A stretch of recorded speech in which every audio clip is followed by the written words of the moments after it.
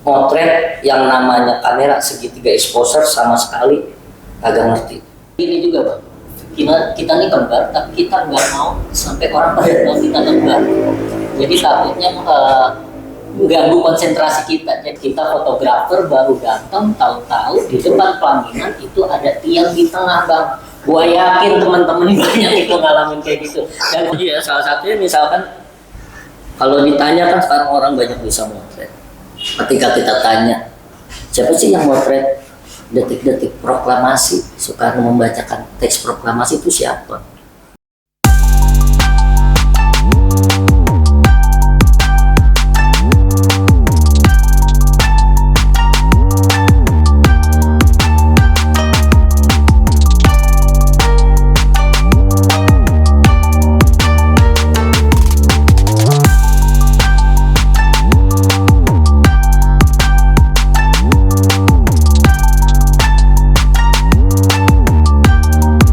Selamat malam rekan-rekan Gede Kreatif. Hari ini ada di Akal House. Malam ini kita mau ngobrol sama dua orang kembar yang profesinya sama, terus latar belakangnya juga hampir sama, mengajar juga sama, dan banyak juga yang sama. Nanti kita tanya deh masing-masing kesamaannya. Namanya siapa bang? Arif Mu'ariful Haq Maskuri, tapi dikenalnya Arif Haq. Arif Haq. Iya. Kalau bang? Tadi yang dibilang sama Alif Mu'aliful Haq Maskuri, cuma beda L sama R aja ya. Jadi gimana nih? Gue ngomongnya Arif, Alif. Iya. Oh, Arif sama Alif ya? Iya. Iya. Beda L sama R aja. Iya. Sambil lama. Mungkin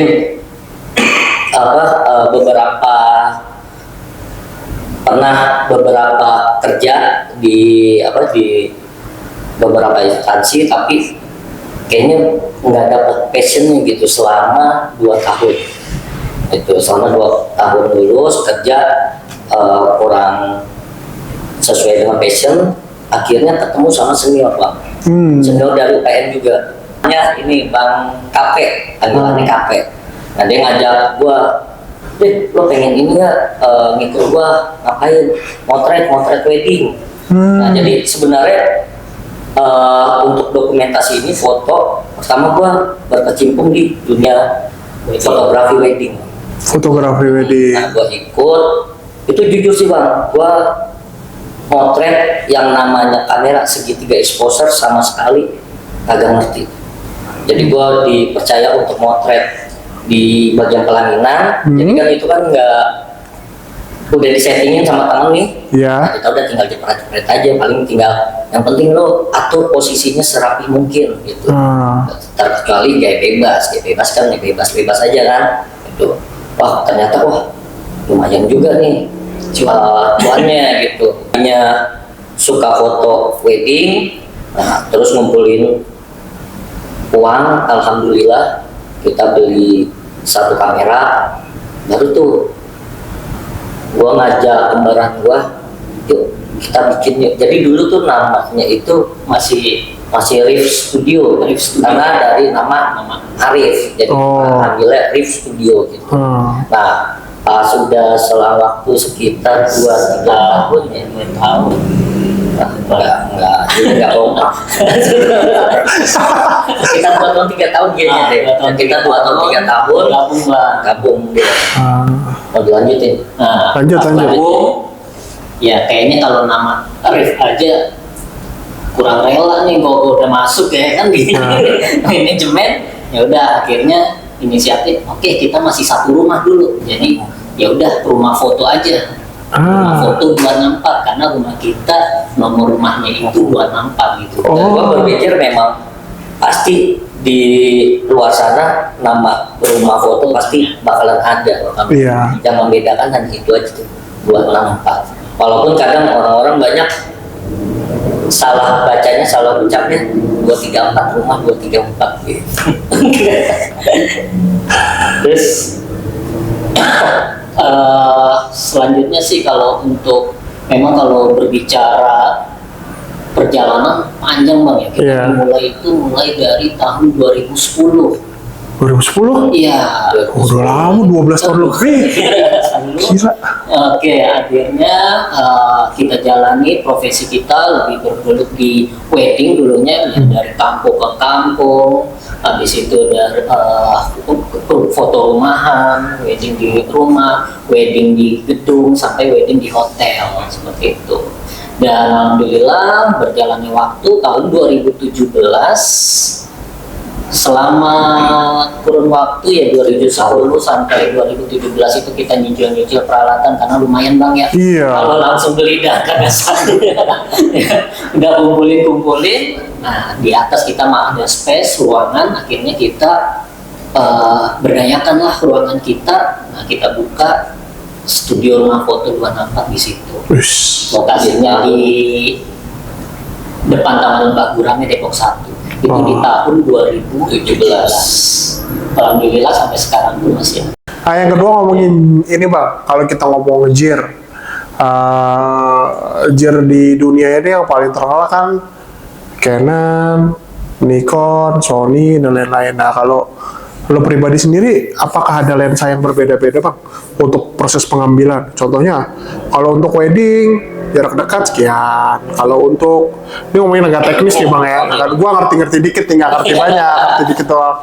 Terus kalau ngomongin penggunaan lensanya yang sekian untuk sekian gitu. Terus adakah spesifikasi khusus kayak lightingnya harus seperti apa? Siapa yang mau jelasin nih Bang? Oke, gua kalau nih, gua gantian lagi ya. Oke, jadi sebenarnya gini Bang ya, nggak bisa dipungkirin sih Bang. Yang namanya di kamera lensa itu emang beda Bang. Jadi barangnya kayak mobil angkot standar sama mobil balap standar, ketika di jalan tol suruh balapan pasti menang yang mana? Iya. Menang mobil balap standar. Nah, makanya ketika kita juga nyoba misalkan kamera yang semi pro dengan yang pro, itu pasti bakalan bagusan yang pro dengan skill kita sama ya. Gitu. Kayak misalkan kita pengen foto bokeh, iya. pakai lensa 1855, satunya lensa fix. Bukan 1855 kan dibuka bisa 3,5. Betul. Sedangkan kalau fix bisa yang 50 mm itu bisa 1,8. 1,8 ya. 1,2. Karena kan salah satu dari yang mempengaruhi foto dov sempit dan dov panjang bokeh itu kan diantaranya aperture gitu. Jadi memang nggak bisa dipungkiri untuk kamera lensa itu bisa membedakan hasil. Setiap pemotretan pastinya punya standar atau pakemnya masing-masing ya. Jadi misalkan kita untuk foto stage memang ya lebih enak itu menggunakan tele. Kalau untuk foto wedding, apalagi zaman sekarang ya, fotografer dadakan banyak tuh pakai handphone ya kan. Kalau kita foto pakai tele habis, yang ada foto tamu kita foto-fotoin bener kan, ya kan? Pasti kan butuh peramajaan ya. Kalau kita ngomong kamera, kita ngomong shutter count. Shutter count makin banyak, satu kali wedding 500 jepretan. Berapa puluh ribu shutter count dia karetnya lepas dan lain-lain. Kita ngomongin kamera ya.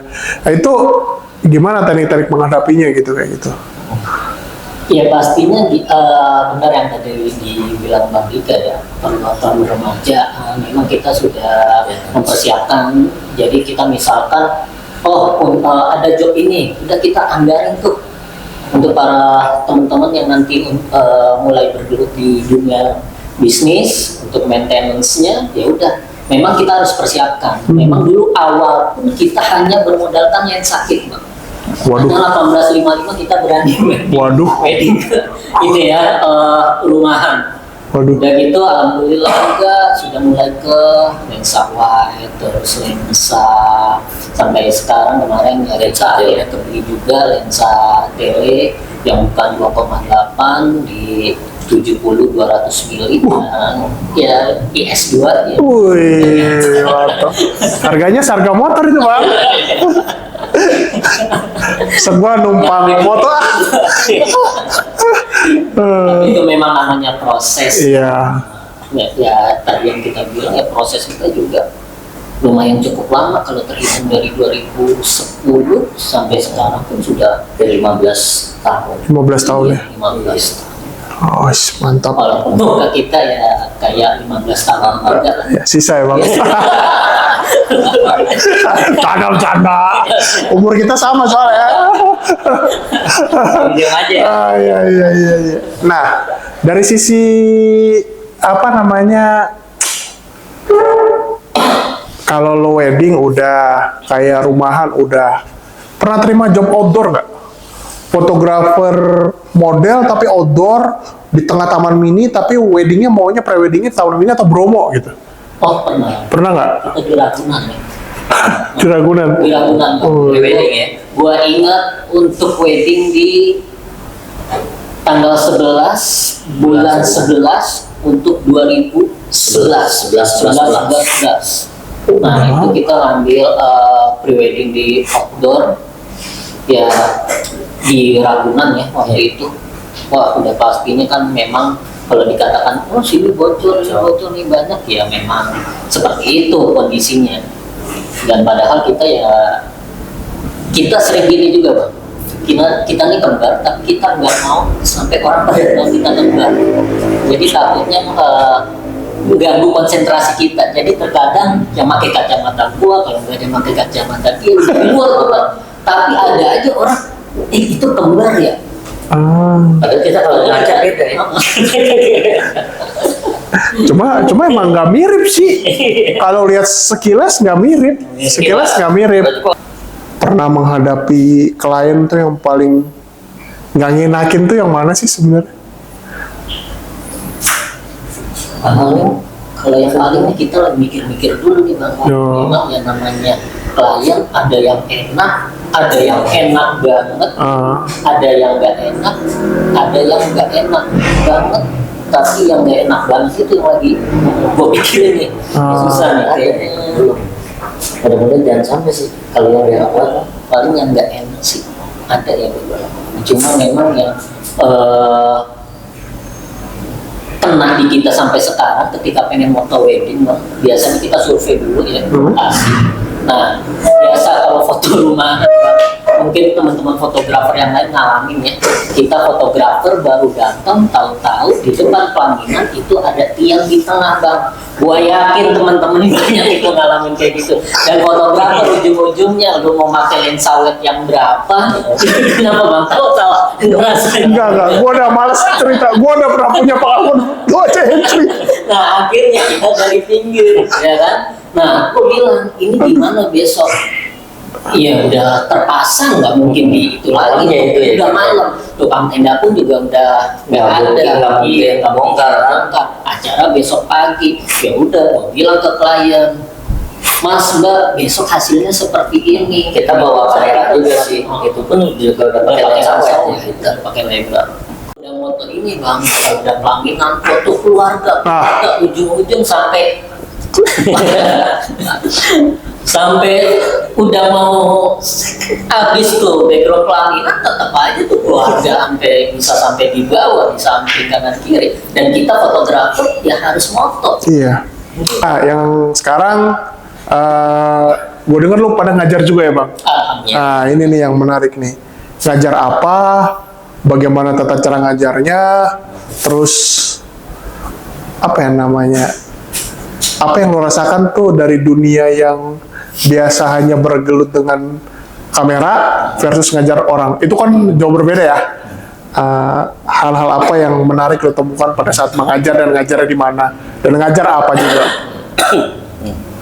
Jadi memang awalnya kita memang niat pengen berbagi ilmu yang insya Allah nanti jadi amal jariah juga. Alhamdulillah. Ya kita coba, akhirnya kita mau, walaupun memang ya kalau dikatakan kalau terkait dengan fee ya, dengan bayaran memang beda jauh dengan kita.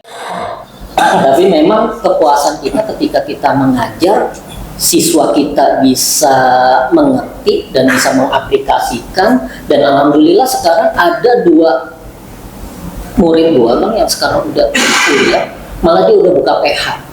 Production house. Ya, udah job-job, malah job-job kita kalah, job dia udah puluhan lah. Rumahan, gedung, hotel. Nah, murid gue udah permainannya udah di hotel terus gitu. Ya, alhamdulillah sih. Nah, itu sih buat kepuasan yang di kita ya untuk di dunia mengajar sih. Gue ngajar yang SMP, jadi di SMP tersebut ada 6 entrepreneur. Kelas 7-nya dia wajib mendapat 2 entrepreneur, yaitu fotografi dan cooking. Ketika dia kelas 8, dia udah nggak dapat nih cooking dan fotografi, dapatnya itu IO dan animasi. Dan nanti kelas 9 dia udah nggak dapat lagi nih animasi IO, dapatnya broadcast dan desain. Dan yang diajarkan memang mulai dari entrepreneur fotografinya, terus sejarah fotografi. Kita juga jangan lupa lah yang namanya sejarah fotografi. Apa itu sejarah fotografi? Iya, jas merah jangan lupakan sejarah. Iya, maksud gua sejarah fotografinya apa nih? Iya, salah satunya misalkan kalau ditanya kan sekarang orang banyak bisa motret. Ketika kita tanya, siapa sih yang motret detik-detik proklamasi, Soekarno membacakan teks proklamasi, itu siapa? Banyak yang nggak tahu. Siapa? Gue juga nggak tahu. Jadi kan ada Alex Mundur dan Frans Mundur. Itu. Nah, terus Alex Mundur dan Frans Mundur. Yang bersaudara juga. Hak bersaudara. Bagus. Yang ditanya, fotografer pertama Indonesia tuh di Indonesia tuh siapa? Kadang nggak ada yang tahu. Gitu. Jadi fotografer pertama di Indonesia itu Kasian Cepas, yang dari Yogyakarta. Wah, kalau diceritain panjang. Terus kita belajar juga jenis-jenis kamera tuh apa aja tuh, mulai dari lubang jarum, terus kamera SLR, obscura, lubang jarum, TLR, SLR, Polaroid, terus sampai sekarang DSLR dan mirrorless. Terus pembelajaran juga macam-macam lensa tuh apa aja. Lensa fix, lensa wide, lensa tele, lensa makro, lensa fisheye dan sebagainya. Jadi mereka tahu ketika dia dihadapkan dengan yang tadi dibilang pengen motret apa, misalkan indoor, oh berarti yang dibutuhkan apa, kan nggak mungkin lensa tele ya kan motret indoor kan, bingung nanti. Iya, yang pasti kan oh itu lensa wide gitu. Pengen foto di Taman Safari, foto singa, nggak mungkin pakai lensa wide, pakai lensa tele ya kan. Nah itu banyak sih bang, sampai ke white balance, pengaturan, terus perspektif, framing, selain segitiga exposure. Yang pada dasarnya sih yang pada dasarnya itu dalam fotografi memang kita harus benar-benar paham yang namanya segitiga exposure. Itu sih kalau dari gua. Dan pengalaman gua sih anak-anak bang ya paling senang itu ketika belajar macam-macam kamera dan macam-macam lensa. Itu mereka pada penasaran, ujung-ujungnya, Pak, lensa ini harganya berapa? Pak, yang ini berapa? Yang ini berapa? Udah kayak tukang dagang. Buka aja. Buka aja. Nah, akhirnya ya udah pada melawak sendiri anak-anak. Belum. Ajarnya di mana bang? Alhamdulillah bang ya. Gua ngajar itu ada di 6 sekolah. 6 sekolah boleh disebutin nih? Boleh. SMP Al Haraki. Jadi kalau hari Senin nih, gua ngajar di SMP Al Haraki. Sekolah mahal tuh bang. Sekolah mahal tuh bang. Ya kan? Apa lagi lu bilang? Terus? Yang kedua SMA IT Rahmania. Yang KSU. Yang ketiga hari Rabu itu di SMP Rahmania. Tadi Selasa SMA IT Rahmania. Ya hari Rabunya SMP IT Rahmania. Hari Kamis ke SMA IT Al Haraki. Jadi kalau hari Senin tadi SMP-nya, hari Kamisnya SMA IT Al Haraki. Sebenarnya ada juga sih yang di SMA 1 Depok. Itu jadwal hari Kamis juga. Terus hari Jumatnya di SMAN 109 Jakarta Selatan, Jaksel. Gitu. Amin gua, amin. Jadi lu tuh nggak cari cuan ya, cari lebihan. Nggak cari cuan, cari lebihan. 1, 2, 3 setiap hari. smartphone yang mirip dengan mirrorless. Kalau memang semakin kesini semakin bagus-bagus juga, emang nggak bisa dipungkiri juga. Bahkan beberapa lomba foto yang diadakan beberapa tempat ya, itu hanya diperbolehkan motret menggunakan handphone. wih, Gue baru ikut lomba juga. Nah, tapi kekurangannya sih menurut gue pribadi itu smartphone masih belum bisa mengalahkan DSLR dan mirrorless untuk saat ini. Karena bermain, walaupun di dalam kamera itu kan ada settingan pro, betul. setting shutter speednya sama Aperture. ISO-nya, aperture-nya bisa juga, tapi tidak secara detail. Nah, itu yang pertama. Jadi dan ngaturnya mungkin kalau gue sih kurang enak aja. Kelebihannya kalau smartphone itu dia lebih cepat aja sih kita, kalau misalkan ada momen langsung cepet. Kalau kamera kan agak berat juga ya. Terus juga satu lagi, untuk foto yang lebih ke komersil ya, kayak fotografi, walaupun fotografi seperti yang kayak UMKM itu ada juga yang menggunakan smartphone gitu. Tapi untuk saat ini sih gue masih kurang nyaman yang berhubungan sama tambahan dari lighting gitu, lampu studio. Jadi kalau kita motret, sebenarnya kan fotografi itu kan bermain dengan cahaya. Betul. Nah, jadi kalau misalkan moto cuman dengan cahaya seadanya, kalau light, kalau gue pribadi sih kurang puas aja gitu. Jadi gue lebih senang bermain strobis istilahnya, atau menggunakan lampu studio. Jadi lebih mengarahkan nih lensa lampu studio, arah cahayanya enaknya dari mana nih gitu. Walaupun memang kalau smartphone juga bisa juga sih kayak continuousnya taruh di mana aja, tapi rasanya gimana ya, rasanya beda aja gitu. Itu sih.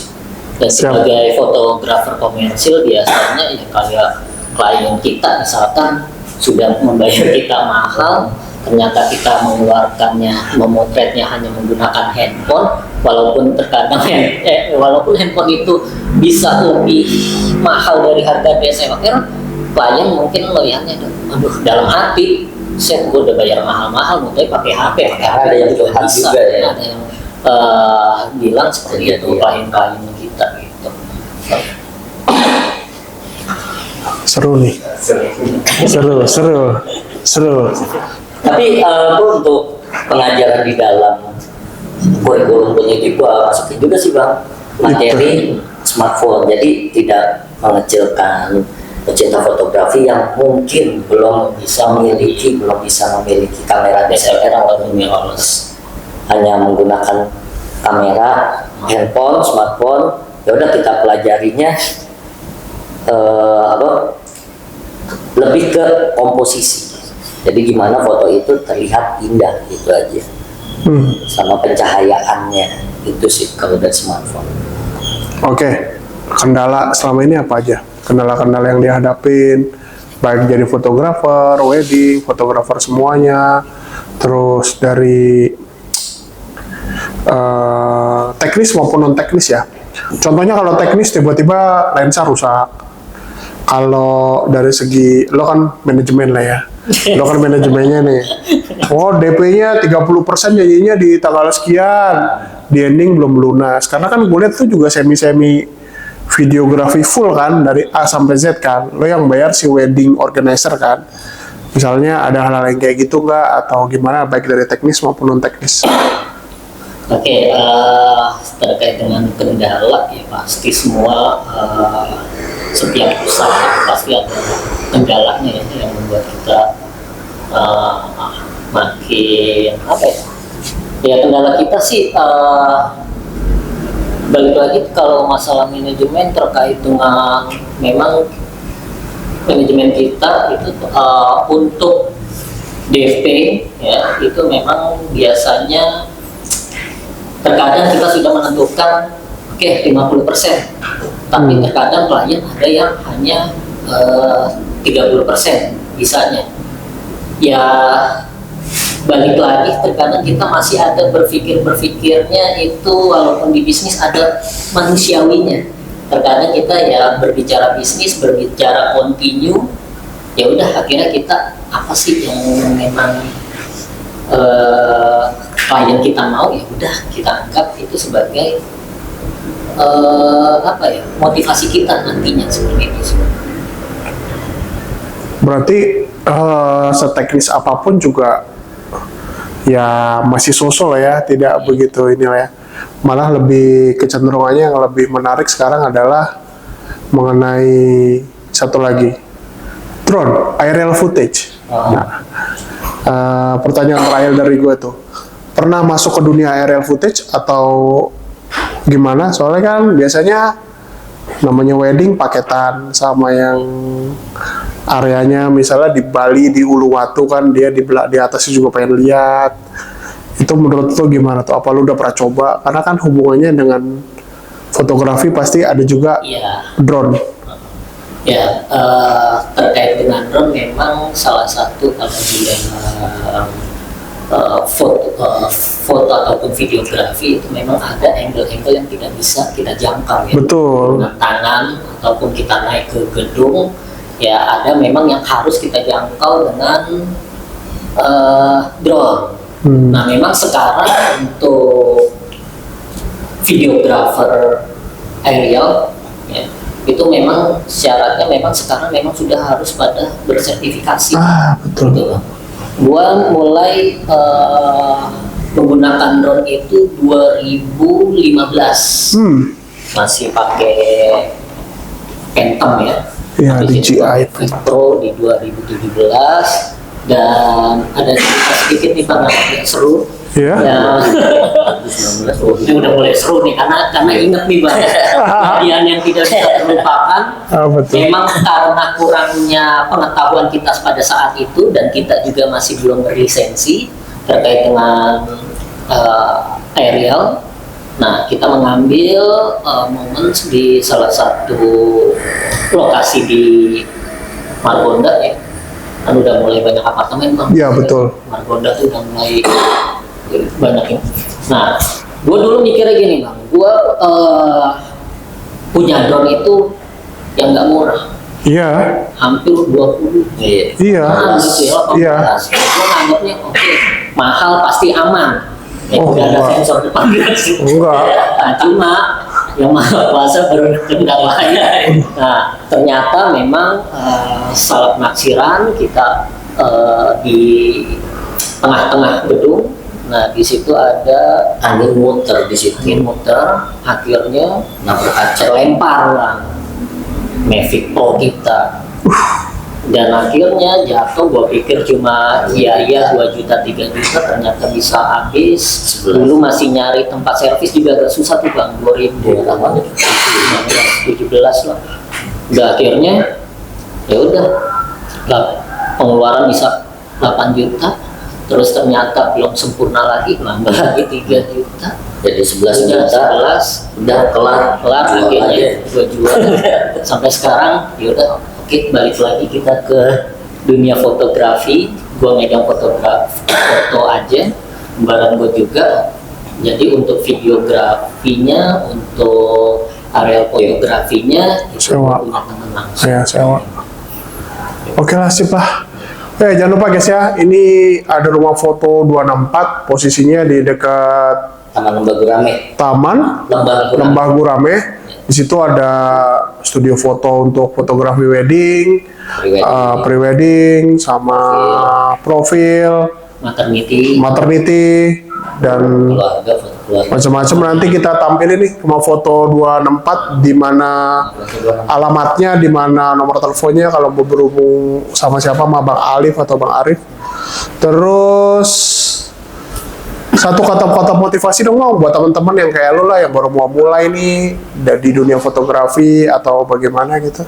Oke, untuk yang mau mulai berkecimpung apapun dunia bisnis ya, Yang pertama, fotografi. khususnya fotografi, lo langsung action aja, nggak usah banyak pikir, ya. Jangan hadapi masa depan dengan ketakutan, jangan hadapi masa lalu dengan penyesalan, hadapi saat ini dengan penuh kesadaran. Apa yang bisa kita lakukan saat ini, kita lakukan, take action langsung. Super sekali. Jadi kesimpulannya hari ini sudah diwakilkan dari kami, dari GDA Kreatif, undur diri. Selamat malam. Oke, malam.